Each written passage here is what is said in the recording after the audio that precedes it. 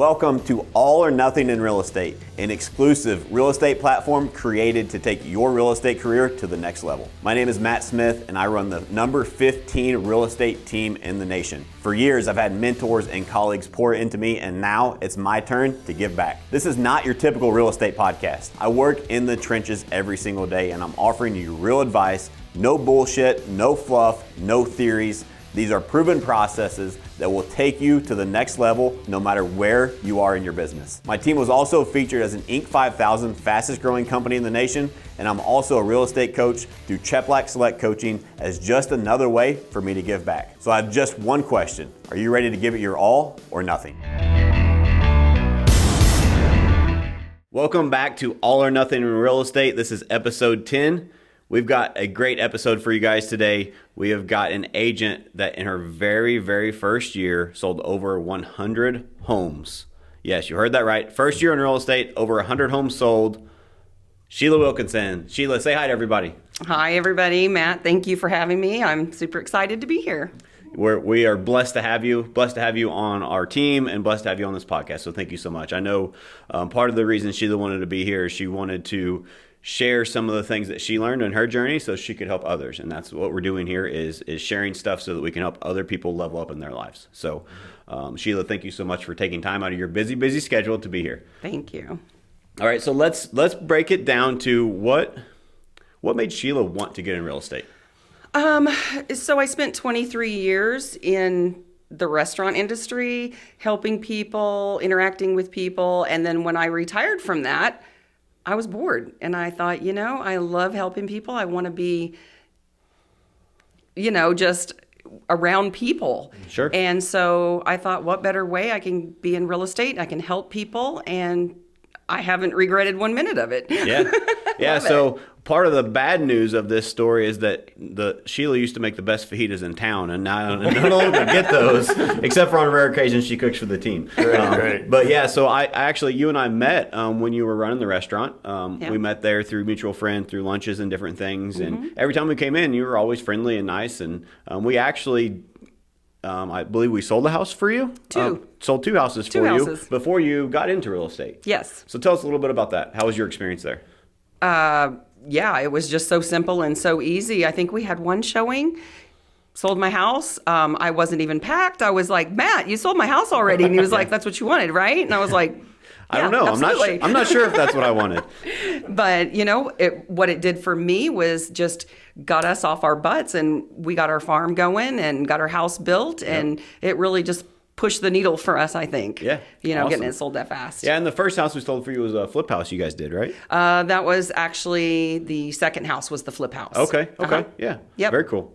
See, my memory's not like That's okay. Yeah. That's all right. Yeah, so what I really like is that you said that you got into real estate so you could help more people. Uh-huh. You really enjoyed doing that as an entrepreneur and a business owner in the community forever. And so I think that's a big part of your story that will be a common theme as we get through this. It may or may not have a small or big part to do with how she closed 100 in the first year. Yes. Right. Yep. Because Sheila didn't get into this business because she wanted to make bukus of money. She got in this business because she missed the people aspect of her life. Absolutely. She wanted to help people.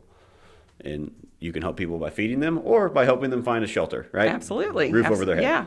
All right, so let's talk about your real estate journey. So you got your real estate license, and your story did not start at Matt Smith Real Estate Group. So break down a little bit of why did you decide to work at a different company, and how was that experience? So the reason that I didn't come to Matt Smith Real Estate Group in the very beginning was because I was like, there's no way I am ever going to be able to work on a team that is that busy. I thought, no way. I just want to kind of play around with this a little bit and see if I'm any good at it first. And then if I am, then maybe I would think about it. Yeah. So my experience at another place was I sat there for 7 weeks, and the day that I found myself doing nothing but just surfing, Facebook, I thought, funny cat videos, right? Yeah. That's what most real estate agents do.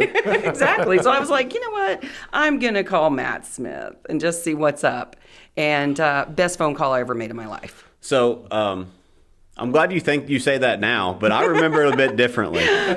Okay, didn't know he was going to dig that deep. Yeah, we're going to be real. We're going to share the real story. So I remember us having that conversation. Mm-hmm. I invited you to come meet with me. And then what happened? I don't even believe that I called you to tell you I couldn't make it. I texted you and was like, hey, can't make it today. And then you immediately called me and said, why? You made an appointment with me for a reason. Yeah, I need you to get in here. And I was like, okay, all right. And so I came in, I sat down with you, and I was like, it just felt right. It felt good. I felt like, you know what? If I don't jump in with both feet, I'm not going to make it. Yep. So many agents fail, and I can see why. If you're in an environment that they're not teaching you, they're not showing you anything. I sat there for 7 weeks and I never went on a closing. I never went on a showing. I never did a listing appointment. I was told to wing it. Yeah. There was no processes. There was no training. And day one, right out the gate, Don Bordwell took me under his wing and said, let's go. Yep. Went on my first listing appointment with him. He showed me how to do the presentation. I mean, it was just process after process. And I think that's probably a common theme that you're going to hear from any high producer on our team is follow the process. It works.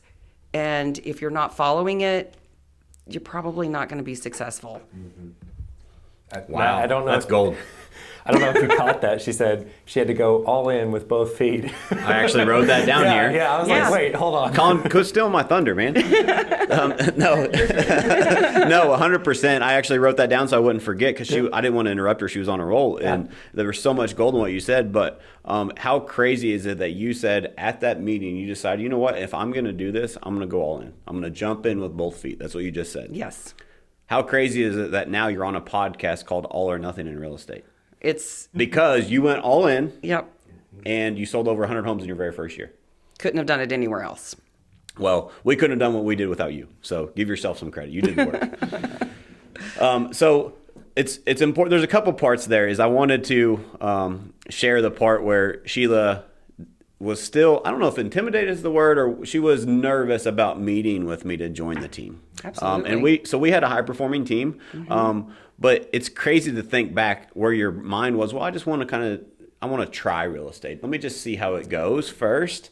And you turn that into going all in and having a record year, being the top producer on the number 15 team in the nation, selling over 100 homes in your very first year.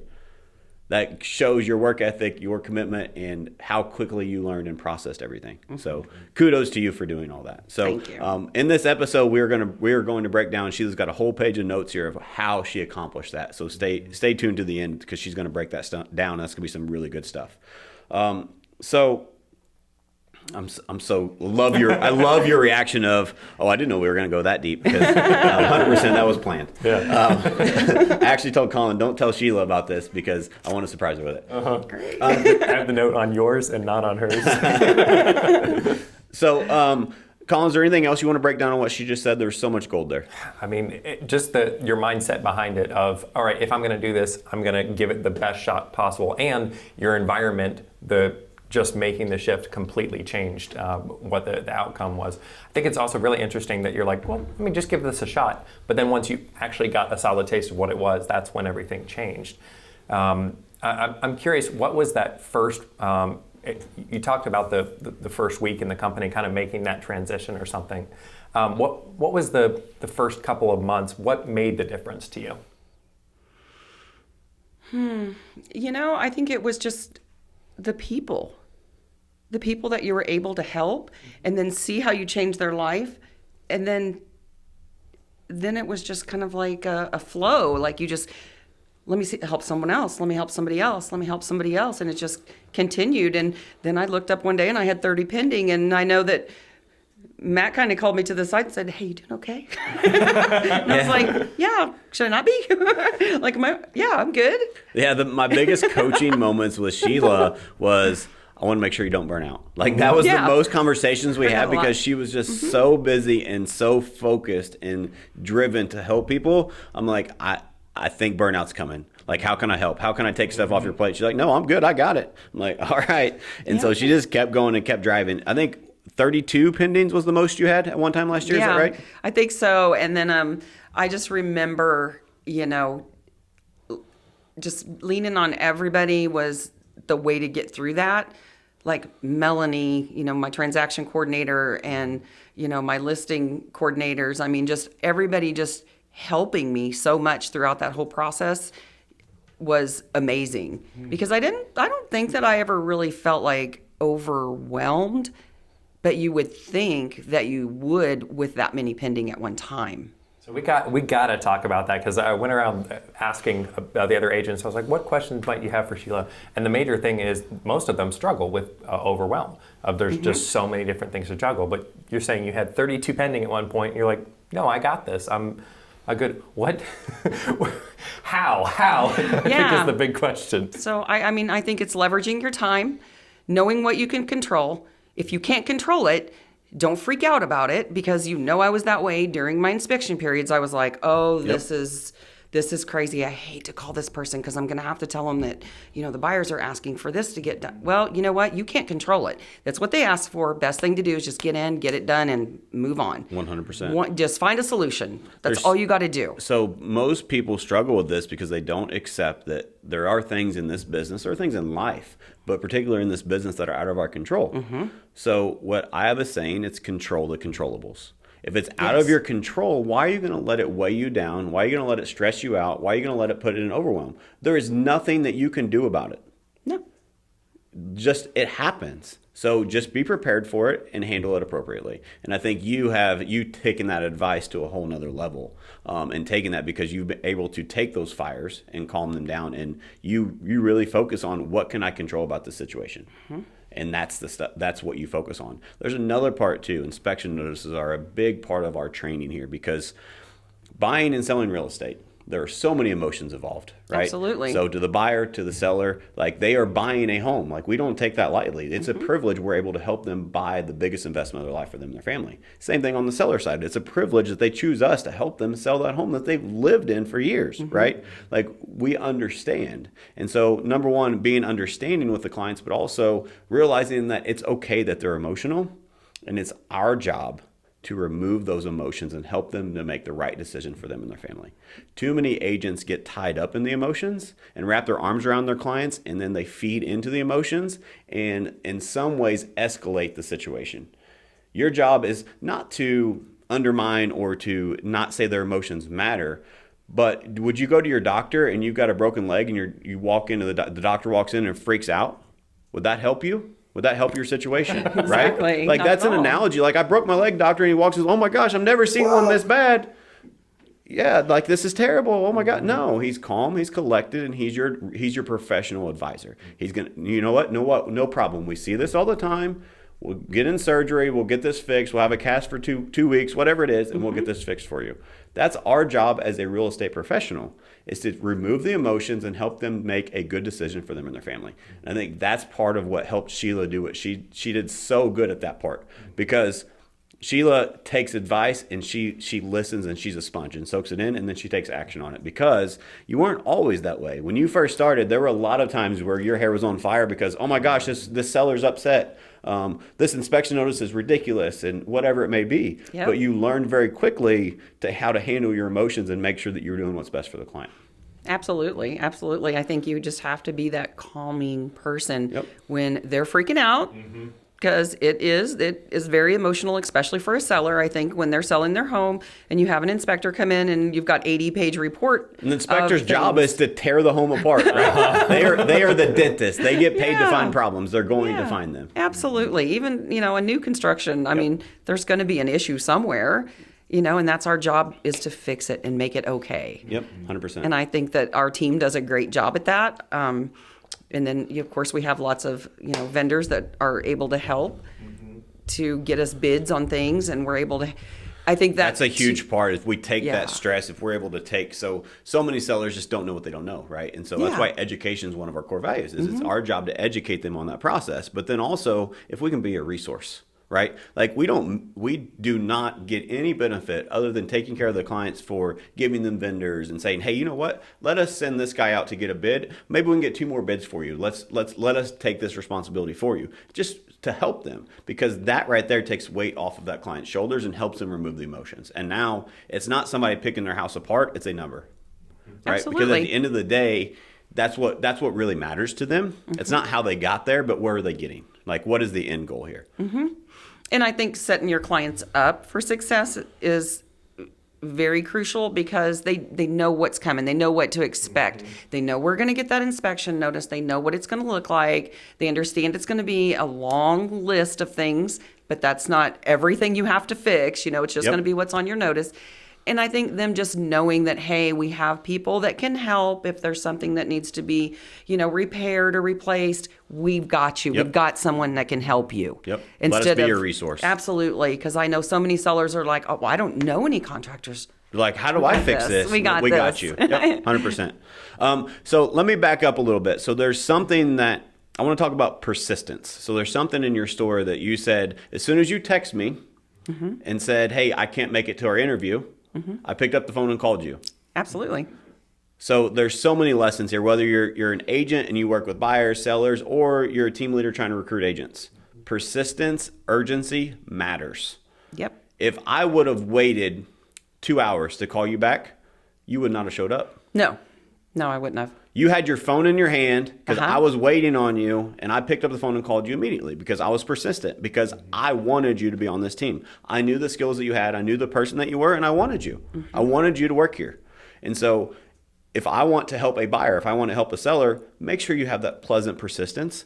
That makes a huge, huge difference. There's too many people we live in the world has changed so much. So I'm going to go on a tangent here, but the world has changed, and not in good ways. Customer service does not exist. No. If you want to stand out in business, you want to stand out as a real estate agent, just take care of fucking people. Like, that's as simple as, when's the last time you went to a restaurant and got great, excellent service from the waiter or waitress? It's rare nowadays. It is rare. Yeah. Used to be, that was the standard. But you take that to any business, whether it's, we talked about this earlier, whether it's you're getting new signs for your building. Customer service matters. Customer service is so important. I'd be willing to bet Sheila's customer service is so good. I don't know this number, but I know a lot. Her reputation speaks for herself, right? Because she takes such good care of the people. Same thing with her team. But Sheila, as an individual, I've ran into people before and said, wow, that Sheila's really crushing it. She's doing a great job, right? Because she is taking care of people, and customer service is on a whole nother level. And so make sure that you have that persistence with your buyers, your sellers. You owe it to them to stand out. There's too many people that are reactive in this world and not proactive. Don't get me wrong. Don't be a pushy salesperson. Nobody wants to work with pushy people. Nope. But it is your responsibility to be proactive, to think outside the box, to reach out to them to see how you can help. If I would have just texted you back and said, okay, let me know when you can reschedule, we may not be here right now. Probably not. Because you were intimidated. Yes, absolutely. To come and talk to me. Yeah. Put yourself, agents, listen to this. This is a great analogy. If you put yourself in a buyer or seller's shoes, they've never bought or sold a home before. You think they're intimidated about the process? Absolutely. Yes. So they text you and say, hey, sorry, I can't meet with you tomorrow. Okay, let me know when you can reschedule. No, that doesn't help them. No. Figure out why they can't meet with you. Figure out the root of the problem. You owe it to them to help them problem solve. That is a part of customer service. If you just take that one tip, that will completely transform your business and your life. Because, unfortunately, that is so uncommon in today's world. It has become acceptable to have shitty customer service. Yeah. So if you want to stand out, have exceptional customer service. Yeah, absolutely. Another thing that you mentioned is the environment on the team. Actually, can I comment on that real quick? The piece with persistence, I think it's important to note, you said pleasant persistence. Yes. Not just like, hey. Yeah. You guys have to watch the video to see the real hey action. but reaching out on a regular basis, but also the root of most problems is fear. And you pinpointed that with Sheila of going, all right, what is the reason behind this? You're like, well, this, and this, and I'm nervous to get into this new position. So helping people with that pleasant persistence of going, oh no, I'm so sorry you couldn't make it. You can't make it today. Why is that? What can I help with? Where is the root of that issue? And usually, if you can find that, which is usually fear, and then you go, oh well, what if we did this? Then the fear disappears and a problem solved. And it's like, oh well, of course I'll move forward with becoming an agent. So 1,000%, and I say this all the time. And Colin, you had so many key points that's to me the key to sales is solving problems. If I had to define what is sales, Sales equals solving problems. Too many people, though, talk the talk, and they talk over people, they don't talk to people, and they don't ask enough questions. And they don't listen. That's right. They listen to reply, not listen to understand. So too many people hear one objection or one, hey, I can't meet with you, and they immediately go to reactive mode versus, tell me more about that. Digging deep on to find the root of the problem. If I can find the root of the problem, I can help anybody. But the real key to sales in my perspective is to be good at finding the problem. Right. A lot of people can solve problems, but how many people know the true problem? How many people know the true? So you say fear. I agree with that, but I look at it as pain or pleasure. So meaning it is, what is their pain point? Pain could be fear, but it's more than that, right? Like, oh my gosh, they're in financial pain, right? That could relate to fear too, but pain is more involved and has more options, but you're 100% right. And then pleasure. Well, I want a second home. I want a bigger house, right? I want to move to this area, right? So that's pain or pleasure. You find out their true pain or pleasure in the root of that problem, and then you solve it. Guess what you just did? You made a sale. Somebody. More importantly, you help somebody. Absolutely. 100%. 100%. You know what? Let's, Sheila. What's an example that you've had in the past with a pain or pleasure moment of helping someone with a difficult situation? So a difficult sale. What's something that stands out as far as you're like, oh man, it wasn't working the way that we were hoping it would, and then once we got to the root of that, things changed. Does anything come to mind? Well, there's been so many. Like I had a for sale by owner. For instance, I called him and had a good conversation with him, went over, met with him just to look at the house. He didn't want to list with a real estate agent. Wasn't having it. There was no way. It just wasn't going to happen. So we closed on his house a couple weeks ago. Yeah. But how? Because I was there for him for about 4 weeks. Hey, whatever I can do to help you. Hey, whenever you get a contract, from a buyer, let me know. I'll go over it with you. Be more than happy just to help you, just as a, customer service. Yep. And so then he called me one day. I was on vacation, and that was my 2 weeks I spent at home making phone calls. That's her version of vacation. Absolutely. And he called me and said, hey, you know what? I'm sick of this. I'm turning it over to you. When can you be there? I said, about 10 minutes. And so I went over to his house, had another, discussion with him. Let me break that down for a minute. So there's so many parts to that.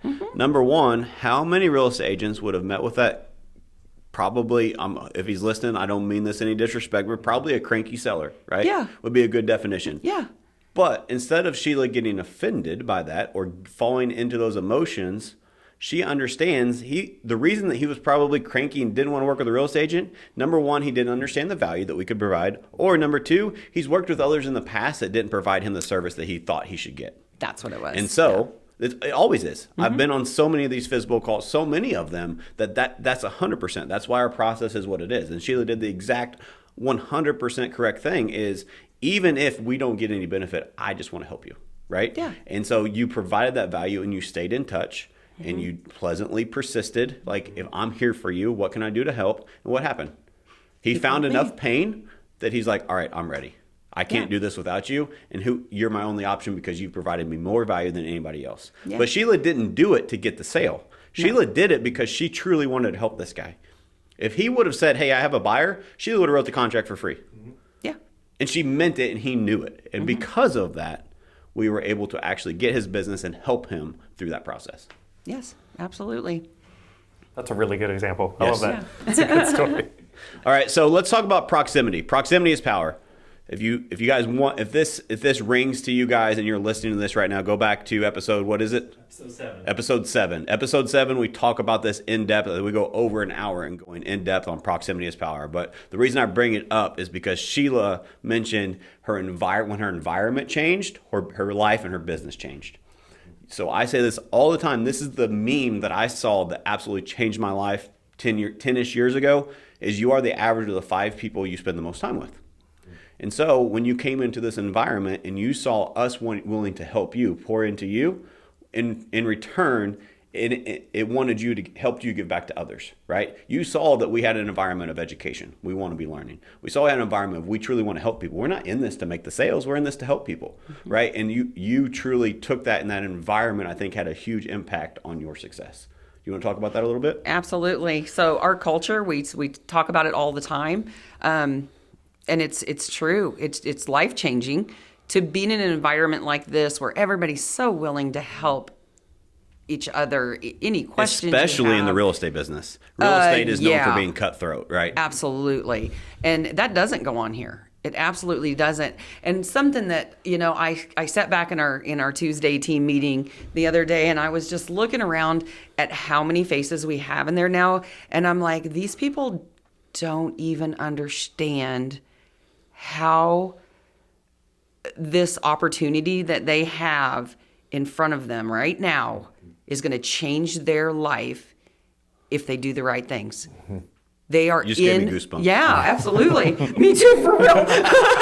Like, they just don't get it. They will eventually. Yep. But the opportunity that they have in front of them, it is going to be life-changing for them. And I just hope they know how special they are to be in that seat, because you always talk about putting yourself in, how do you say, put yourself in the right room with the right people, and they're sitting there and they don't even know it. And it's like, it's a process to get on here. It's not, you don't just get, you want a job? Sure, come on. There's a process that you have to go through. Yep. And I don't think that they really understand, to be on a team of this caliber, this is huge. Mm-hmm. Well, and you can mention even for yourself of the difference of one office to another. The environment matters, because you were not succeeding in the place you were before, and change the people around you. All of a sudden, wow, everything changes. So there's two parts. Let's break that down. Number one, if you're an agent, it's important your environment that you are in, right? Also, I challenge you, if you're an agent, it is still your responsibility to help your environment become better, right? Mm-hmm. So I say this all the time. Culture is a living, breathing thing. And all of you that are now in our culture are now, you are privileged to be here. Mm-hmm. And I say that very humbly, but it is a privilege to be on this team. It's a privilege for us to have you as well. So it's it goes both ways. But at the same time, that privilege turns into a responsibility. You enjoy this culture, it is your responsibility to make it better every single day, because culture is a living, breathing thing. It's either growing or dying every day. And I want it to be better. And so everybody buys into that, and we all make it better together. Second note is, so agents, you have that power. You have that capability to do that for your environment. So don't rely on just a leader to do it. However, if you're a leader listening, or you're aspiring to be a leader, you're just starting a team, whatever it is your responsibility to facilitate that environment. So let me tell on myself, a mistake I made when I first started is I used to tell people, you come to my team, I will make you successful. That's bullshit. You cannot make somebody else successful. I don't care who you are. I don't care if you're Tony Robbins, can't make anybody successful. Right. But I can facilitate the best environment for you to choose to be successful. But it's your choice. Like you said, you have to put in the work. And so it is your responsibility as a leader, if you're listening, to facilitate that environment. That comes with education. That comes with people doing the right thing. The analogy I use is we're in a cruise ship now, as much as we've grown, right? It used to be a little canoe. But and you don't really paddle a cruise ship, but just imagine we're all on a cruise ship and we're all paddling in the same direction, right? Yeah. Because we believe that the whole, like, what's good for the team is good for the individual. And we've proven that over and over and over again, because of the impact we're able to have on our communities, on the families we serve, and the families inside of our team. It just keeps growing and growing and growing, because we all believe in doing the right thing. So if you're a leader, I'm going to challenge you. Your environment needs to be the best environment out there. That is your job as a leader, is to make your environment the best you possibly can. All right, so let's get back to our questions. This has been great. All right. So, Sheila, let's talk about some things that, now that you have been in real estate, you had a very successful year. Let's get personal for a minute. What are some things that allowed you to do for yourself, for your family, et cetera, that was really important to you? So I was able, to help my son in his private college. And I know you were able to buy him some new shoes. Absolutely. We got lots of new shoes at my house, and now he's in a pair of combat boots, but That's okay. So just being able to, save money, put money away for retirement someday, which I don't ever really think about. I can't imagine you retiring, Yeah, honestly. me neither. Because this job, I do enjoy it. I love it so much. Didn't hear, she said on her 2-week vacation, she went out and met this FISBO that she told the story about. So she likes to work. I do. And, actually something else that I did on my 2-week vacation that I don't even know if you know.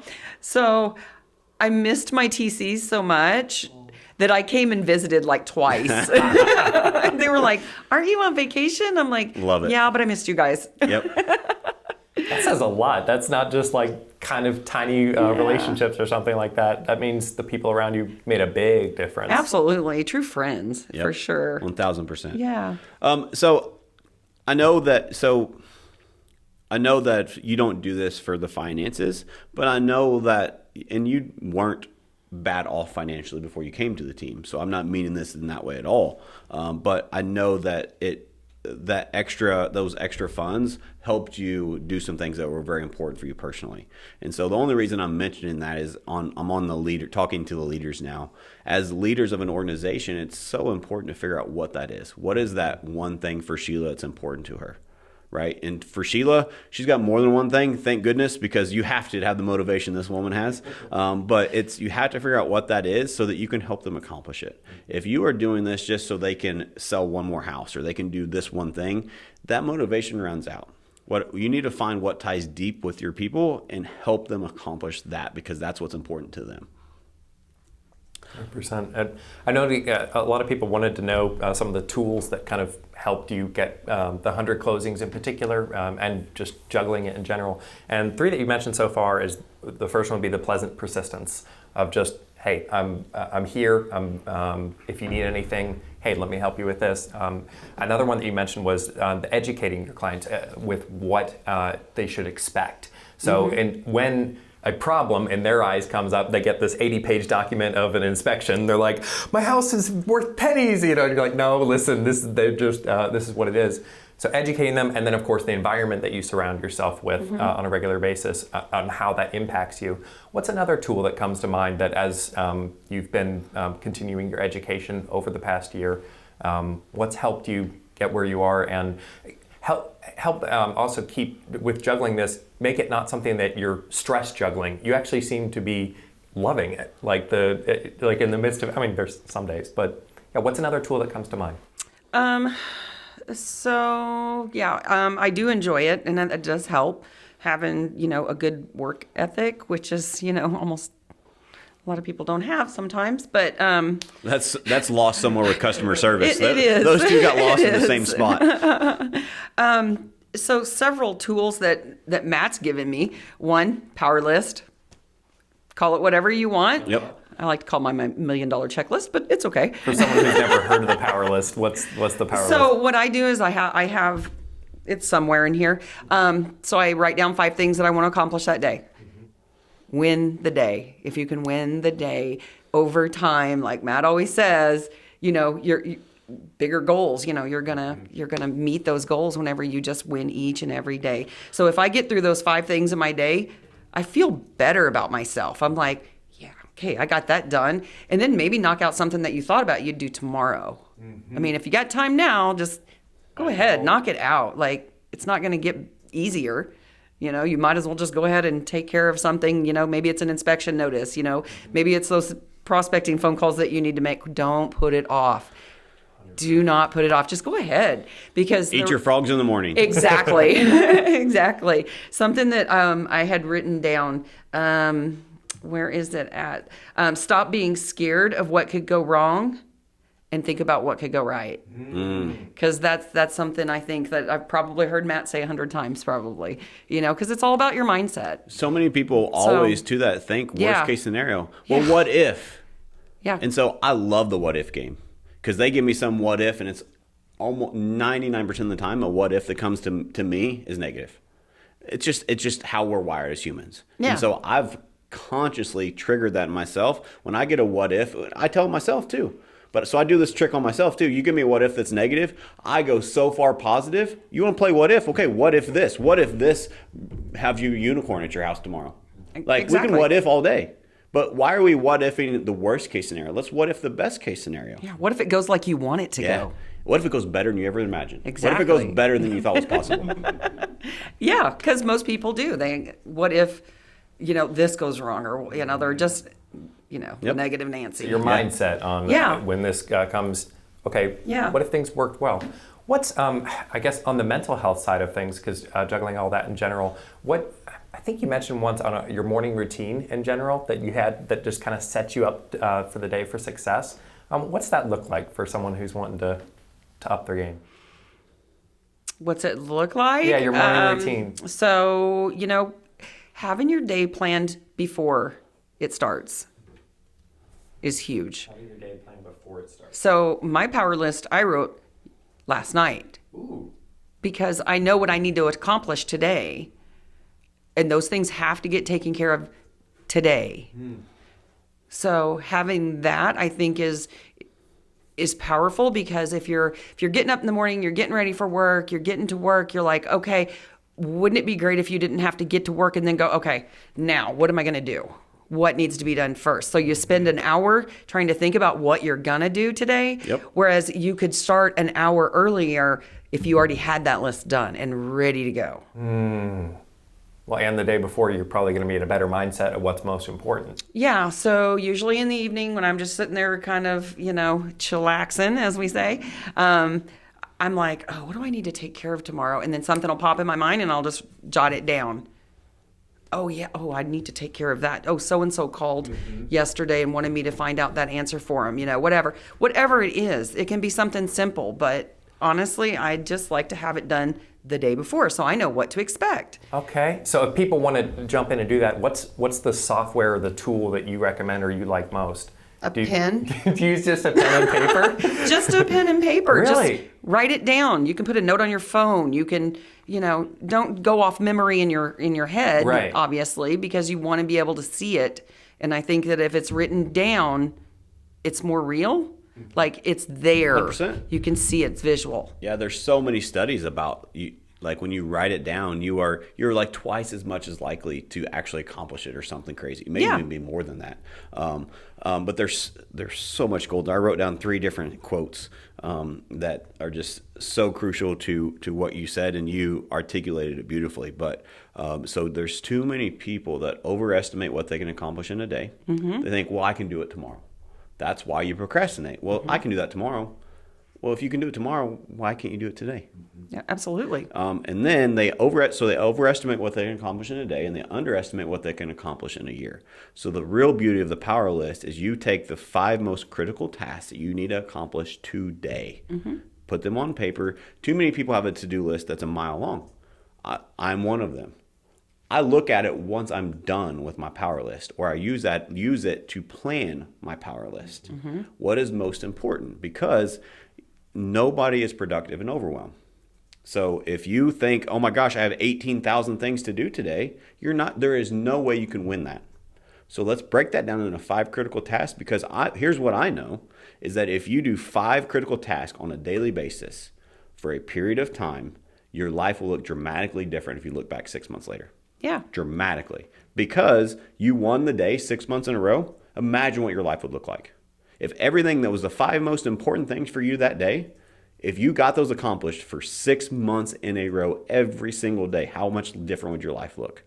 Absolutely. Drastically. And I think it's motivating when you can take that pen and just draw through check them off. What I've accomplished. 100%. I got that done. Oh, well, you know what? I just got 2 more to do. It gives you a hit of accomplishment, adrenaline, dopamine, whatever those of like, oh, I accomplished. I checked it off the list. Yeah. 100%. Yeah.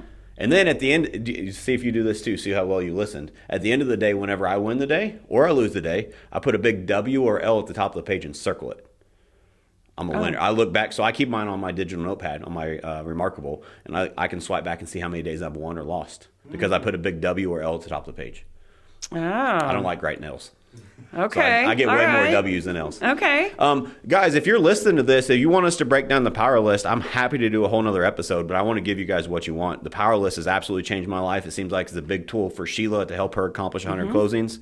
Leave us a comment. Send us a message wherever you're listening to this platform. Let us know that you want to learn about the power list, and we're happy to set up an episode. because I can spend an hour talking about that. So another quote, Sheila plans her days ahead of time before a day happens, right? You said you do it the night before. Yes. I do it the morning of, but I do it before. That's the first thing that I do. But you probably get up at 3 a.m. 4, but yeah. So there's. I love this quote. If you fail to plan, you plan to fail. Absolutely. So it's your choice. Are you going to plan to fail? I don't plan to fail. No, that's not an option. So why am I failing to plan? I know I'm Exactly. setting myself up for failure if I don't have a plan. Right. So that's what the power list does. Yeah. And you can take that to living by your calendar consistency. We talk about that too. Are you time blocking and making your calendar consistent? Because consistent effort over a period of time will change your life. Too many people, again, think they can change your life in a day. You can't. No. But you can change your life consistently improving 1% per day. If you just get 1% better every day, imagine. We need to find the quote and the stats on that, Colin, and share it in the group, because it's astonishing the amount that's difference. 1% a day for like 6 months blows my mind how much difference that is. And that's what I do with the power list, is I try to get a little bit better each day. Mm-hmm. So there's another quote I just thought of, is your accomplishment, whatever you accomplish, if you truly want to level up in life, your accomplishment becomes your new standard. Let me say that again. Yeah. Your accomplishment becomes your new standard. Mm-hmm. And when you live life that way, you are never going backwards. You're getting better every day. Mm-hmm. Absolutely. I thought of another one. A goal without a plan is just a wish. Ooh, I like that. You know? Yeah, no, 100%. Because you say, oh, I want to do this, I want to do this, I want to do that. You say, all right, but how are you going to make that actually happen? Do you actually want it? Yeah, you got to have a plan. Mm-hmm. I want to buy a new car. Yeah. Not, I wish I had a new car. Mm-hmm. I want a new car. I'm going to get a new car. Now, how am I going to do it? Yeah, because otherwise it almost becomes complaining. I want a new car. It's like, okay, so what are you going to do about it? Exactly. Yep. So one more quote.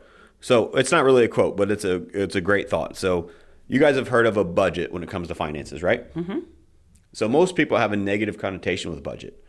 A budget is simply telling your money what to do before you get it. Right? Yep.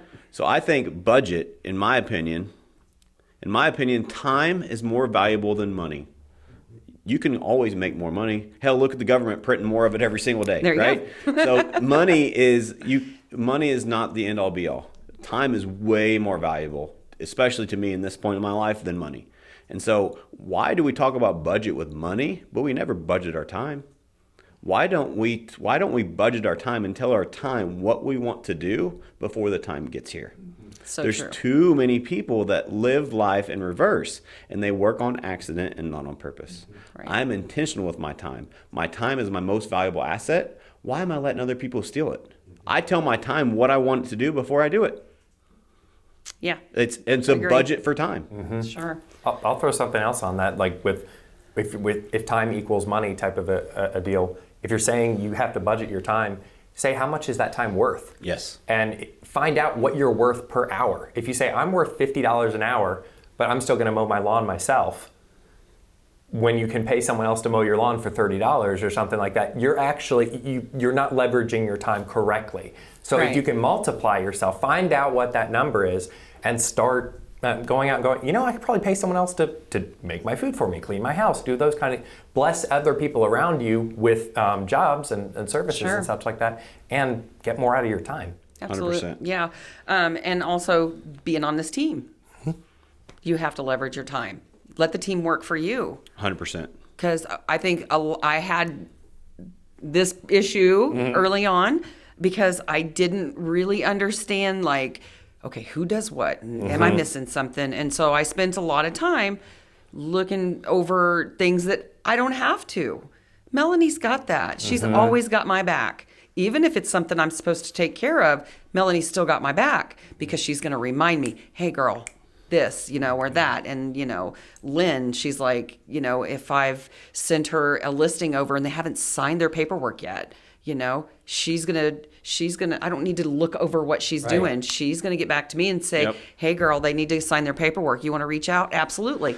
And let them work for you and with you and help you. And I think just leveraging your time, being able to trust them with that, extremely important. So for those of you listening, Melanie and Lynn that she mentioned are our lovely operations team that are the lifeblood of our business, and the TCs and LCs that help our agents create leverage so that they can do things like go out and sell 100 homes in a year.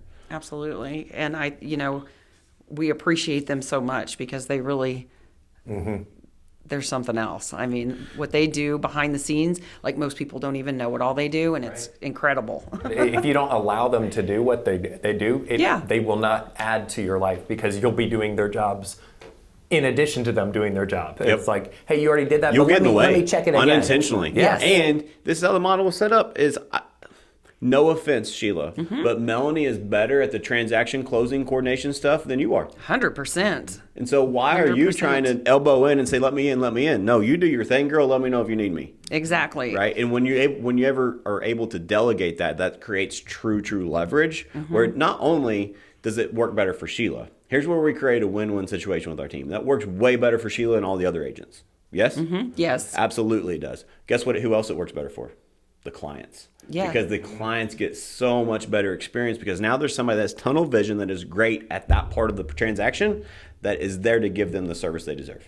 Yeah. Makes a world of difference. Yeah, and that just comes with trusting and putting your Yes. trust in that person, because you're trusting them not only with your business, but you're also trusting them with your client. 100%.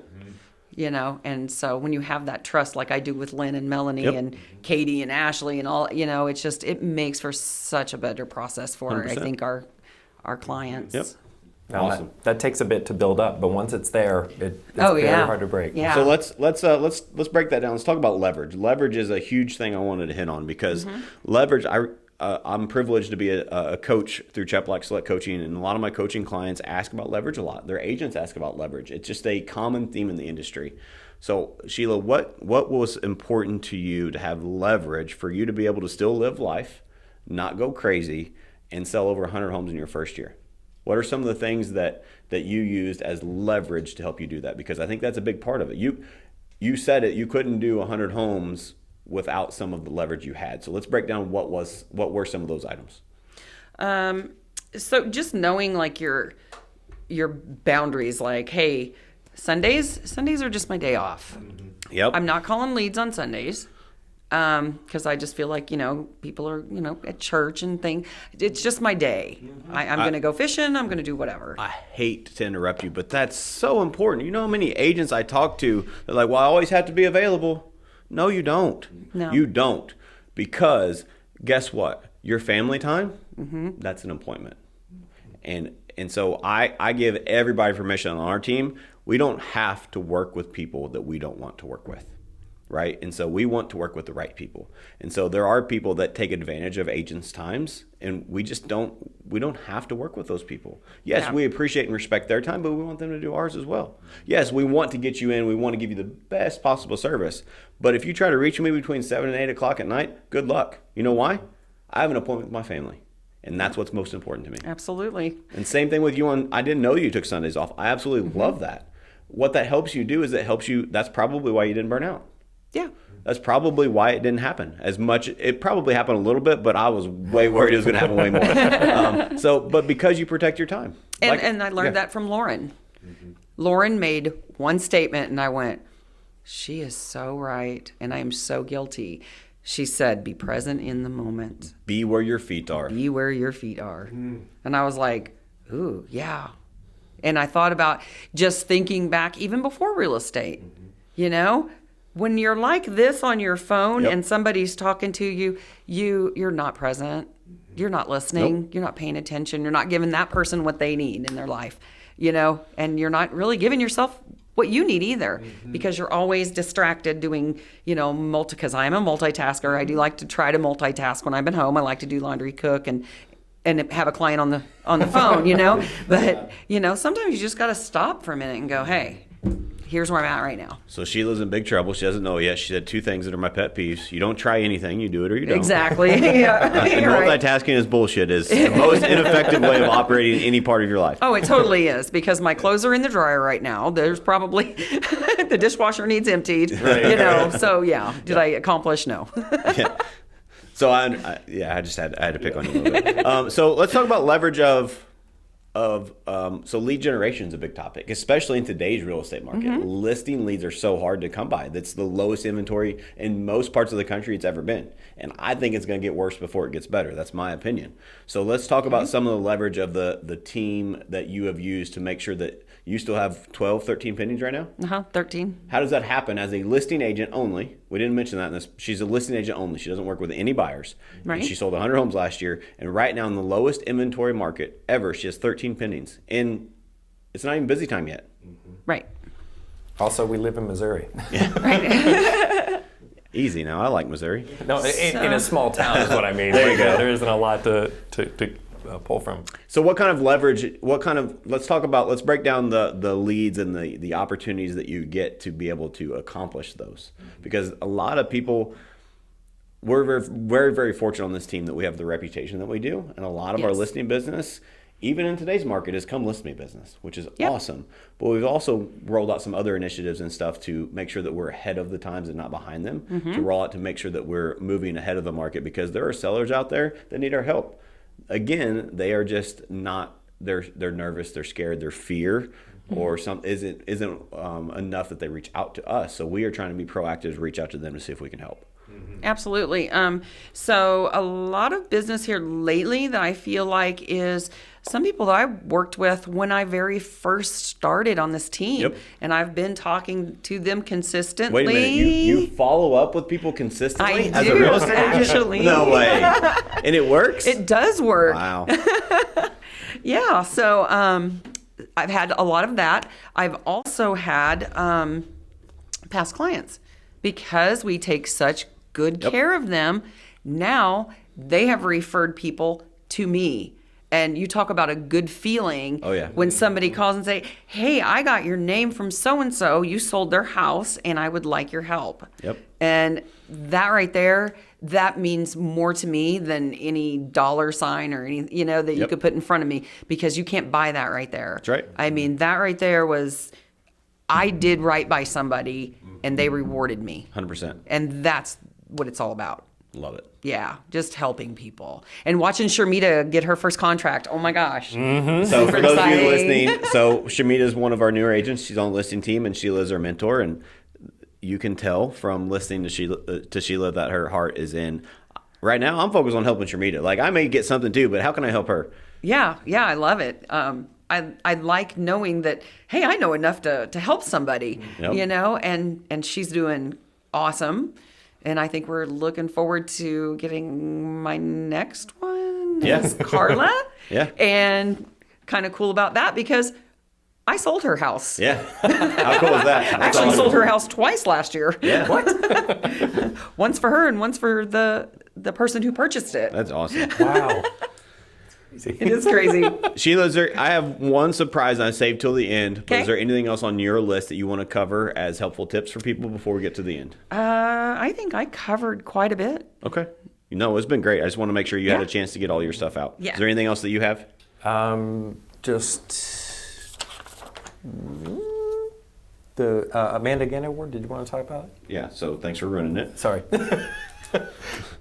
So here's the surprise. yeah. Okay. So anyway, thanks, Colin. Sorry. Those of you not watching on video, Colin is blushing right now. Yeah, my bad. I was like, how do I say this without saying this? You mean the thing I have a star by? Okay. Yeah, that thing. Oh my God. That's all right. So, Sheila, you won a very, very prestigious award that's near and dear to my heart last year. It's named after Amanda Gann, who was on our team and tragically passed away, and it's for the person on our team that is most improved. Because when Amanda was on our team, she came to our team from another company and was struggling, and that woman absolutely changed her life multiple times from being on here, because she just believed in what we did. I remember one of the fondest memories I have is she put together a committee to upgrade her core values, because she wanted to add a few things in there. So if you don't mind, tell us a little bit about what the winning the Amanda Gann Award means to you. So that was huge. Because she was such a good person.